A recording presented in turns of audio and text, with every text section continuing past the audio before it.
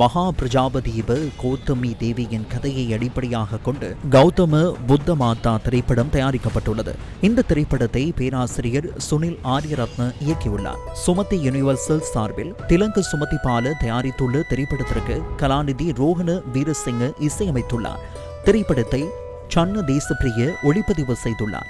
கௌதம புத்த மாதா திரைப்படத்தின் முக்கிய கதாபாத்திரங்களில் இந்திய கலைஞர்கள் நடித்துள்ளமையும் சிறப்பம்சமாகும். நாளை மறுதினம் முதல் நாடு முழுவதிலும் உள்ள திரையரங்குகளில் இந்த திரைப்படத்தை பார்வையிடலாம். இந்த திரைப்படத்திற்கு சிரச ஊடக வலையமைப்பு பிரதான ஊடக அனுசரணையினை வழங்குகின்றது. இந்த திரைப்படத்தை காண 100 தேரர்கள் வருகை தந்திருந்தனர். மேலும் 100 பிக்குணிகளும் வருகை தந்திருந்தனர். அவர்களின் கருத்துக்கள் எங்களுக்கு முக்கியமாக இருந்தன. ஏனென்றால் அவர்கள் கண்களில் கண்ணீர் வருமாக இருந்தால் அது எமது படைப்பு வெற்றியூட்டியுள்ளது என்பதை பொருட்படுத்தும். பௌத்தர்களாகிய நாம் பூமியின் மிக உயர்ந்த பெண்ணாக போற்றும் மகா பிரஜாபதி கௌதமி தேவியை பற்றிய ஒரு கதை என்பதனால் இன்று மாலை இங்குள்ள அனைத்து பிக்குணிகளுக்கும் ஒரு சிறப்பான நாளாக இருக்கும் என்பதில் சந்தேகமில்லை.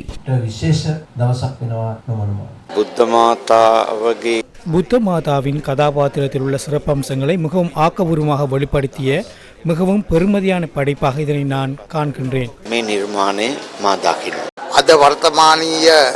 தற்காலத்தில் பெண்களுக்கு ஏற்படுகின்ற பாதிப்புகளை பார்க்கும் போது இந்த திரைப்படத்தின் மூலம் அனைவருக்கும் முன்மாதிரியை பெற்றுக்கொள்ள முடியும். புத்த மாதா எனும் இந்த உன்னதமான பெண் உலகில் வாழும் பெண்களுக்கு பாரிய சக்தியை வழங்க காரணமாக அமைகிறார். ஒரு பெண்ணாக பிக்குணி சாசனத்தை ஆரம்பித்து முழு உலகிற்கும் உன்னத சேவையை வழங்கிய அவருக்கு செய்த அர்ப்பணிப்பாக இந்த திரைப்படத்தை நான் காண்கின்றேன். திரைப்படம் திரையிடப்பட்டதன் பின்னர் மகா சங்கத்தினருக்கு தானம் வழங்கப்பட்டது. இன்று பிற்பகல் பிக்குணிகளுக்கான திரைப்படம் திரையிடப்பட்டது. இன்று மாலை ஊடகங்களுக்காக புத்த மாதா திரைப்படம் காட்சிப்படுத்தப்பட்டது.